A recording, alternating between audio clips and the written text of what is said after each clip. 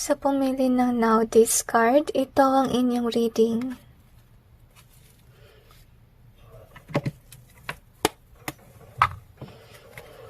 Tingnan natin kung anong gustong ipaalam sa'yo ng Panginoon.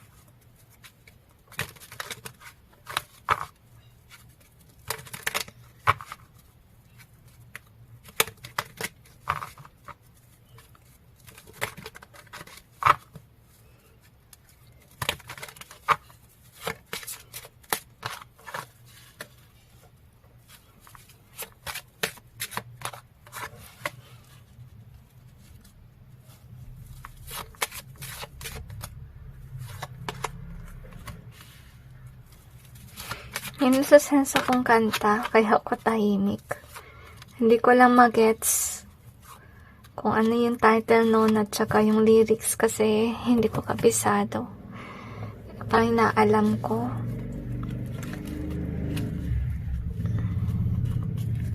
Pero paano siyang love song eh? Hindi ko lang talaga, parang alam ko lang yung parang tune niya pero hindi ko kabisado yung lyrics. Okay? Hindi ko pa alam yung title. Which is sad. Okay? Hindi ko mabahagi. So, anyway, i-clarify natin yung cards to gain more information.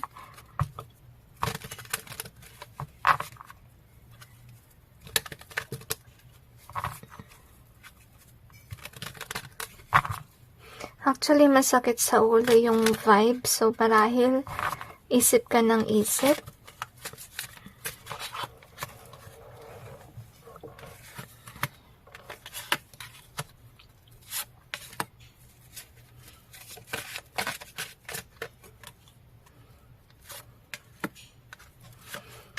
Meron naka-karma, guys.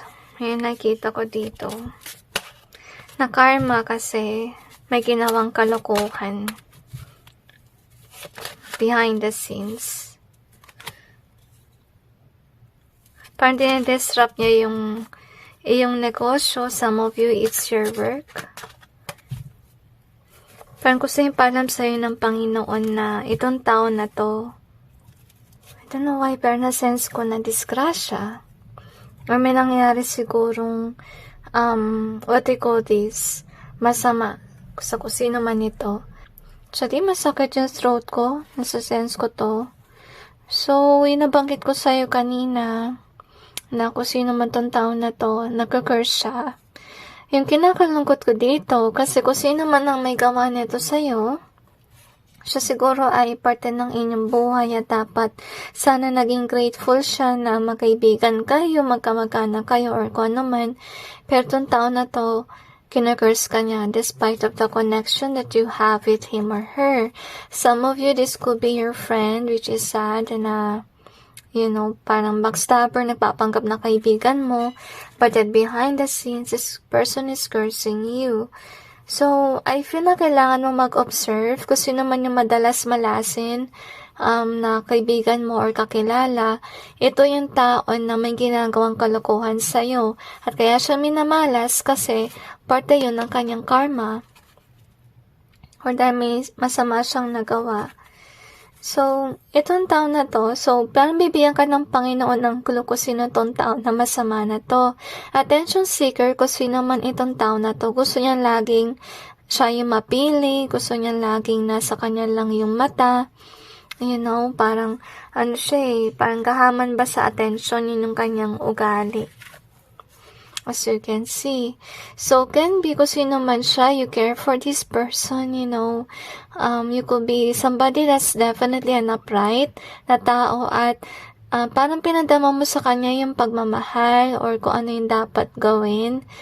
Siguro maraming tao actually na parang nagugustuhan yung iyong presence.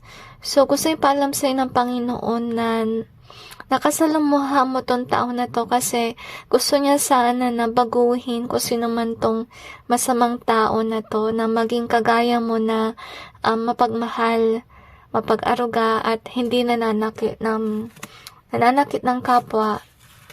So, we also have this faith. So, fated talaga siya na malasin kasi first of all, kaya ito nangyari sa kanyang buhay kasi pinipigilan siya ng Panginoon na may masamang gawin sa'yo. As you can see. So, napapansin mo siguro yung madalas sa kamalasan sa kanyang buhay. At siguro ito rin napapansin mo na meron siya matinding depresyon. As you can see. At ito rin actually yung kanyang karma for cursing or doing bad things is that yung atake ng evil spirits talaga malakas sa kanya. Kasi first of all, malayo siya sa Panginoon. Okay, nagka-curse siya at kung ano nung ginagawa, kaya yung mind niya magulo, at kung may gawin man siya siguro, masasama, as you can see, at parang nilalayo ka ng Panginoon sa taong ito, kaya siya minamalas din, kasi I feel like you're definitely growing with regards to wealth, as you can see here. At baka, siguro natulungan mo na siya with regards sa problem sa money, dahil sa mga problema niya. Okay, kasi kailangan mo rin siguro tumulong dahil pinapakita mo sa kanya yung pagiging mabuti. Okay, to be a good example for this person para somehow magbago siya. So marahil yun yung mission work mo na you encounter, difficult people, bad people, kasi you are helping them to change or you're inspiring them to be a good person. Pero sad to say, na kahit na sabihin natin, nagampanan mo yung mission mo, pinakita mo kung paano magmahal, ganun pa rin tong tao na to. Kasi kung sino man siya ay ma-pride na tao. Parang hindi niya nakikita yung kanyang kamalian. Ganun siya na tao. Tapos, narinig siya nag-enjoy mag-curse. Yung nafe-feel ko na vibe niya. And God is wanting you to be aware na mag-focus ka na lang sa iyong work. Parang gusto ng Panginoon, gusto niya ipalam sa'yo na wag mo na lang siya masyadong pansinin. Kasi siya, parang feeling ko makasarili siya. Parang gusto niya siya lang. At madidistract ka talaga sa work if you focus too much on whomever this is. So, gusto sabihin sa'yo ng Panginoon na gagawin ka niyang busy sa trabaho mo para hindi mo na siya masyadong mapansin. Kasi that we have is this one. So, this is nice, okay? So, I think isa rin actually sa iyong mission work dito sa mundong ito is yung pagiging close mo sa Panginoon and inspiring others, helping others out, as you can see. Gusto sabihin ng Panginoon sa'yo na sa pagtulong mo sa iyong kapwa, naka-receive ka ng abundance or lalo pang dumarami yung iyong blessing kasi gusto ng Panginoon talaga na ibahagi mo yung iyong yaman sa mga nangailangan ng tulong. That's why you're definitely destined for riches, as you can see here, which is nice. At yun nabanggit ko sa inyo kanina, na kung sino man tong minamalas, siya yung taong masama.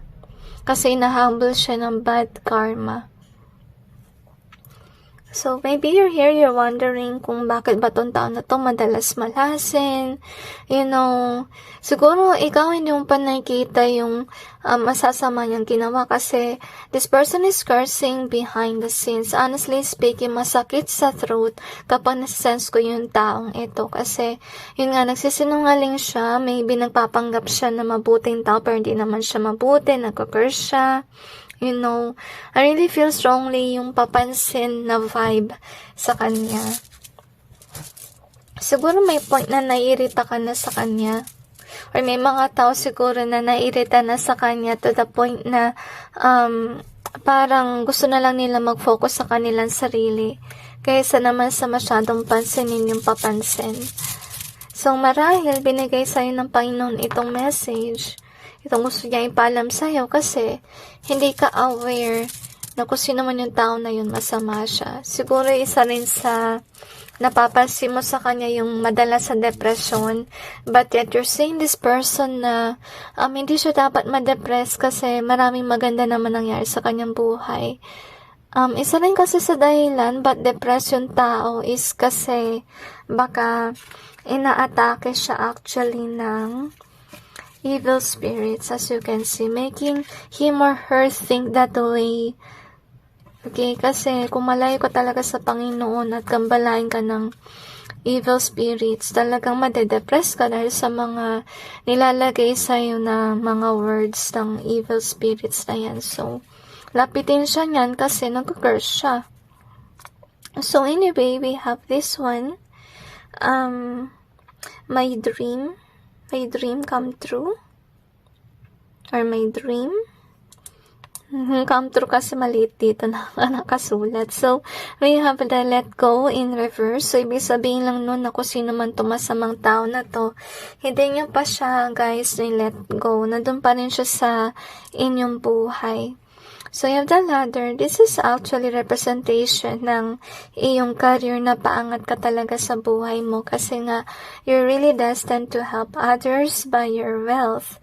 Kasi you are definitely a loving person, a kind one, which is the opposite of whomever this evil person is. Some of you can be wondering kung bakit ka lapitin ng mga masasamang tao. Yung dahilan kasi ng Panginoon doon, kasi yung mission work mo is to inspire others to be a good person. So you have that T in either way. We also have this one. Okay, so anyway, siguro itong taon na rin, nagkakalat na rin siya ng chismis about sa'yo or sa ibang tao na rin na have this angelic vibe. So, I'm sorry about the disruption. So, anyway, we have this one. So, ibig sabihin lang nun that you definitely have this, angelic vibe. Honestly speaking, at siguro tong taon na to, they work for evil. That's the reason why they're really trying the best that they can na papagsakin ka by this chismis and so on. Kaya rin siguro kinurse ka ng taong ito kasi you're definitely a good person at parang siya na-intrigue sa mga taong kagaya mo. So we have this karmic in either way. We also have this cheat in either way.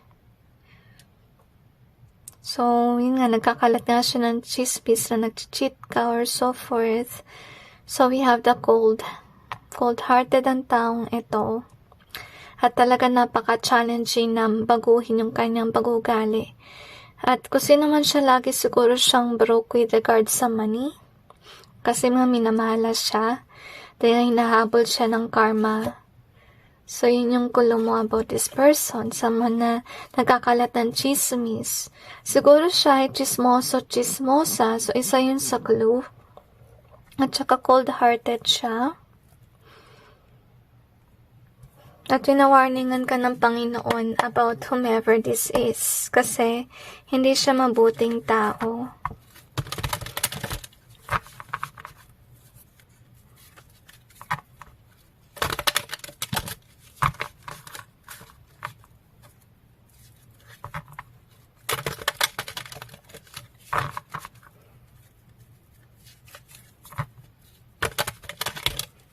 Siguro nandito ka kasi nagtatanong ka ba't ang tao na to masama.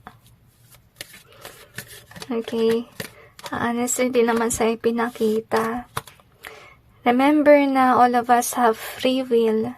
And it's really up to us if you want to be good or you want to be evil. So marahil yung pinili ng tao na to na maging masama siya, Pero may chances naman na baguhin niya yung sarili niya if this person wants. Kaya nga pinadala ka ng Diyos na para sana baguhin tong tao na to. Pero nalulungkot ako kasi walang changes Ganun pa rin siya So you definitely is this upright person as you can see. At siguro may mga instances na rin sa buhay mo na pinipilit ka ng Panginoon na iwasan mo na yung masamang tao na yan. Kasi I feel na meron siya talagang greedy vibe. Yung nafe-feel ko. Kaya rin siguro siya minamala sa money kasi doon sa greedy attitude niya rin. So, kasi itong taon na to, marami pa siyang dapat gawin para magbago. Okay, and you're definitely is a mature person. So, gusto ipalam sa'yo ng Panginoon na dapat ay mag-introvert ka kasi you're dealing with a person that curse. that curse people. At kung sakali man magpo-post ka kasi, baka kinakurse sa yung mga bagay na pinopost mo. So, make sure you are introvert. If ever hilig mo talaga mag-take ng pictures, mag-save ng memory, suggestion ko lang talaga sa inyo guys, mag-keep na lang kayo ng journal, scrapbook. Ilagay nyo na lang doon lahat kaysa naman sa ipakita nyo sa social media kasi may mga masasamang tao na nagka-curse, okay? So, yung gusto ipalam sa'yo ng Panginoon, mag-introvert ka muna. And continuously be a good person. Be that loving person. Na-sense ko talaga yung be the light, okay? Yun yung actually message noong Sunday, okay? Sunday Mass is more likely about being a light, okay? Anyway, I really feel happy vibe in you.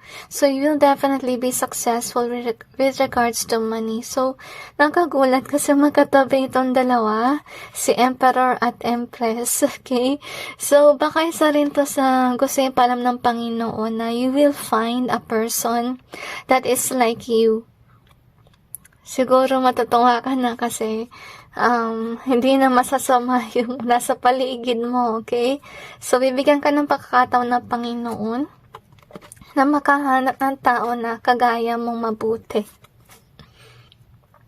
But I have a feeling na dapat hindi mo to ipagsabi sa iba about doon sa tao ng tagpuan mo na mabuti, okay? Kasi, baka yung mangyari niyan is kung sino man yung nagka-curse na yan, baka i-curse naman niya yung tao na nakilala mo. So, be mindful na rin about sa mga pinapost mo. So, yung gusto yung palam sa'yo ng Panginoon, you're definitely dealing with people that are not loving, that are not kind. Yung mga tao na wala pang narating sa buhay, kasi maybe you will inspire them to actually achieve their goals and their dreams. Kasi baka, ikaw nagampanan mo na yun, titingala ka ng mga tao kasi maganda yung naging karera mo sa career, sa business, kung ano man yan. Ini-inspire mo sila to actually have a future. And not only that, you're inspiring the heartless to be someone that's loving like you are. Some of you really destined to be an influencer, to inspire others to be good, to be kind. Some of you, you're really destined to be rich to help others, okay? So anyway, that's it with regards to your message. So there's overload of message there. Kung na mission work mo, marami. Tumulong sa mga nangailangan, mag-inspiration din. Okay, take note of all those things. At sana hindi ka magbago, manatili ka sa ganyan na vibe despite of, people around you are cursing, negative. I hope that you may inspire them to be good. Okay, so anyway, that's it with regards to your message. I hope that this may give you some insight and awareness, and God bless all of you.